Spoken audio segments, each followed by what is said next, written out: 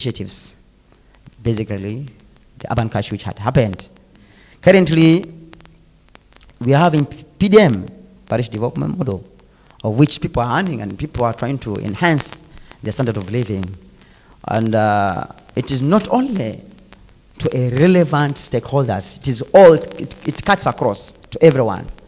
Of which, if you can see, when people are earning in the time of disbursement of the money, you see elders. You see elders most cases. So I will basically urge my youth to embrace all government initiatives in regards to enhancing their standard of living. Thank you so much, Honorable. Honorable, you pointed out one thing that I felt we needed to dig deep in, that is educating the orphans. Orphans are one group of the less privileged children or students that we do have in the community. We also have the students with disability who are also less privileged. We have the young people who are educated, they have excelled in their examinations, but then always find it very hard to access secondary or tertiary institution education. One will ask, since you're funding the orphans, one will say, where do you get these funds from? Do you have somebody that is giving you these sponsorships? Will you extend it to the other less privileged people? Or it is you funding it personally and you'll wish to just maintain it with orphans? Thank you very much. Pursuant to Article 190, it really empowered the local government to our city as a local government or central divisions of local government. Truly, begin with the story, we collect the local revenue here. And out of the local revenue, the 20% according to the law, we are paid. If you can see the structure of how we are paid, to be sincere, it is so looming, it is so perturbing. To begin to show to the public that the Council of Aivu Division are getting 200 after 2 months, 250,000 after 2 months. And we started it well, and basically we are getting less than even 1 million, the money we're getting. That's less than 1 million, to be sincere. But I'm a businessman. I started it long way back. I'm a businessman. I do my phones and accessory selling. Okay. Basically, I normally incorporate such, points. I collect my money from somewhere. If you can say, for example, I'm paying a child at a model Islamic here. I'm paying a child at St. Andrew, which is more than the money I normally get. A term, I pay more than 400,000. Like one boy here called my neighbor here, Hillary, I'm paying him at Anyafio Primary School. So basically, I don't put my much emphasis the emolument we get, the small money we get, but I also get some money from my rental and from my business doing that. Okay. Thank you so much, Honorable Zuberi. Now, viewer, we are still on the discussion point. My name is actually Hamid, the host for the show. Hamid, the counselor, is also my namesake. So it's a pleasure having two Hamids on the show tonight. Let's get Honorable Magezi on board. Honorable, you were giving us some of the things that you want to do for the young people if they send you to the main council. I want you to point out the others that you did not mention when I interrupted you. Thank you very much once again. I think, as I said, if you see my slogan, we want to be a leading, like, empowered vision. That is what we are driving the young people. How must we lead the empowered vision? First of all, we have realized that one thing is young people are not so much engaged, and from the grassroots up to the top, who are the youth councillors who are in the divisions. Why do I say that they are not so much engaged? We have seen that concerning all the activities that are drawn and the funding. By the way, one thing is Ive division alone, at the first they get 400,000 as a budget line for the youth council, and that 400,000 need to cater all for the council, need to cater for the division council, need to cater for the parish council and the village council. So you've seen that. So how must we lead the empowered vision? That now, this is where I'm coming to. You see that these are leaders who need to engage other young people. So if I'm in the council, I think that it will be so much pleasure that I'll much be involving myself in both this council to advocate. At least this council need to be able to reach down to the village. Okay. Because why they are not reaching to the village, they are not so much funded. Their capital alone, they cannot engage the youth leaders from the village level. So if I can advocate to them in the main council, whereby at least their funding need to increase to a level whereby they can at least have council meetings where their issues can reach into the main council, I think it will be a very good thing where their issues can be empowered.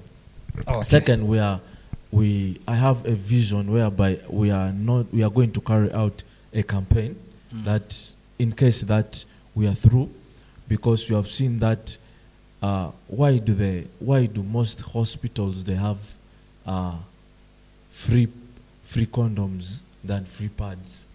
You're seeing that free condoms, but not free pads for Pads the young are not people. for free. Pads Yes. are not for free. But as young leaders, can't we sit down and have a joint campaign whereby at least we have leaders?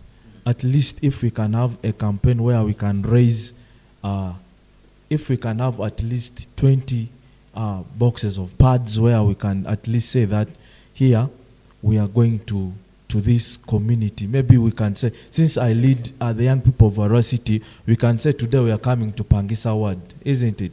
So we can call Hamid and say, Hamid, today we are coming to Pangisa Ward. We only have 5 box of pads. What do you have for us as a young people? Because here we are supporting the young girls, okay? Because some of these young girls, they drop out of school because most of them, they don't have pads, isn't it? As young leaders, can't we have this joint campaign whereby we can advocate for free pads but not free condoms? Can't we have that? Honorable. This is already something that I think if I'm so much in this council, we can push that. Honorable. For these 5 years, we can push that. I wanted to know from you how you think that will be possible, and two, the sustainability of this idea that you have as a young person, and three, what criteria are you going to use to get the beneficiaries? Thank you very much. As I said before, how are we going to do the sustainability? I want to tell you boldly that the council that I was in, that council was able to sacrifice all the funding that was allocated to them by the main council. Why do I say that they were able to leave that? Because, as I said, we were training 20 youth young people every 6 months. And we calculated that no one was able to help us to transport these young people. And I was able to sit down with my council members and tell them that, okay, how can we transport these young people to make sure that they are trained? And I was able to convince them, why don't we leave away this meeting and use the money to transport these young people? They'll come back and be able to help us. You understand? And now we are helping these, we have trained like 160 young people. Okay? 108 young people. Then here the sustainability plan comes. I'm going to advocate with my young council members who are coming right now. At least in their budget line, they need to have a community engagement, isn't it? Which must be in their work plan, because there I'll be like a consultant in the youth council, where I'll be able to push for what they wanted. And here, when we are drawing this budget, we can be able to make sure that in these 5 years, at least there must be a particular money whereby for community engagement. That means in this community engagement, if we can purchase at least 5 boxes of pads in every financial year, maybe in every after 3 months, we go to the community. We are not going to do it so big whereby everyone must know that we are doing. At least if we come to this, we can start with schools. Okay?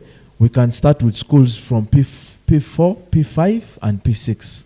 We can come to maybe to this area where I can say that in this area we have St. Augustine, which is in this area. We can come, and from the help of our councillors who are here, we advocate, okay, this is what we have.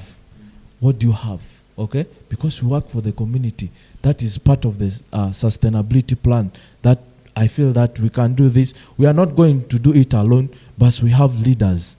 And this is also my time where I can go and lobby for the young people, isn't it? It's a time for lobbying.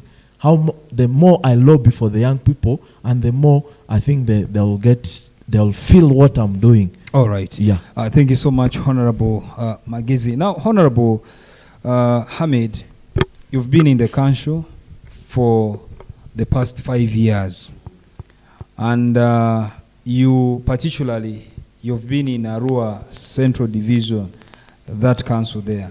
Right now in the city, we are seeing so many things. We are seeing that Oli Division wants to have their own division. We are seeing that Arua Hill wants to have their own division. What is causing all this? Thank you very much. To begin with, it is not our initiative to start asking for divisions.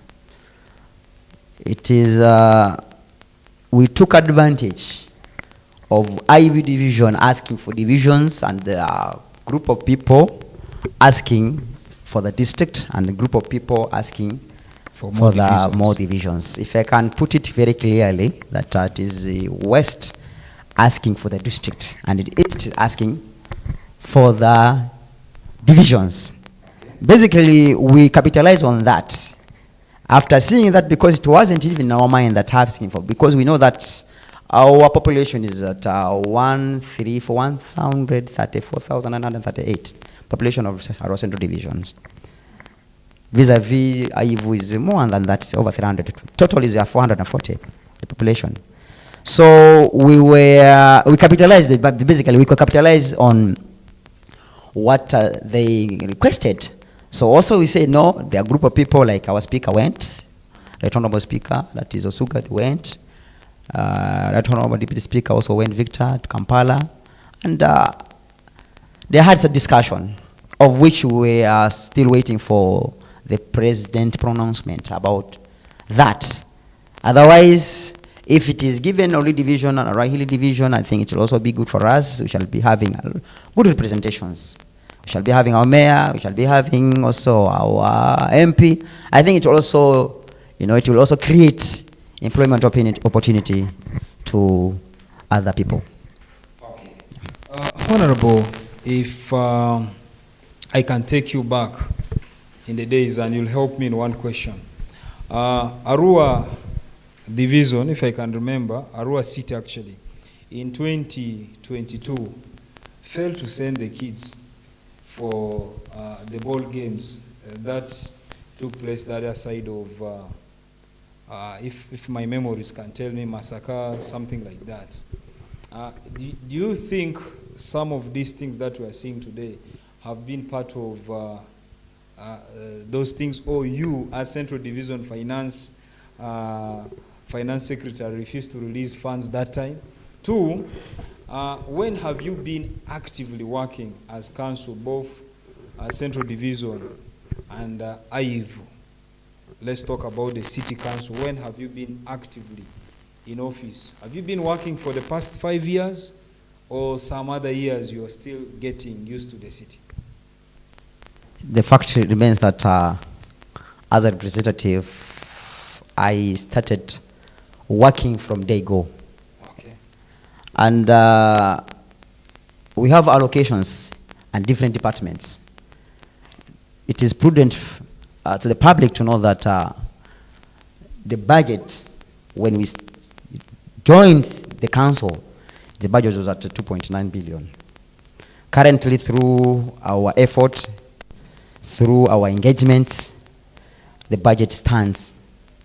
Last financial year, that is 2023-2024, we were at 4.7. But currently, 2025-2026, our budget is at 5.7 billion.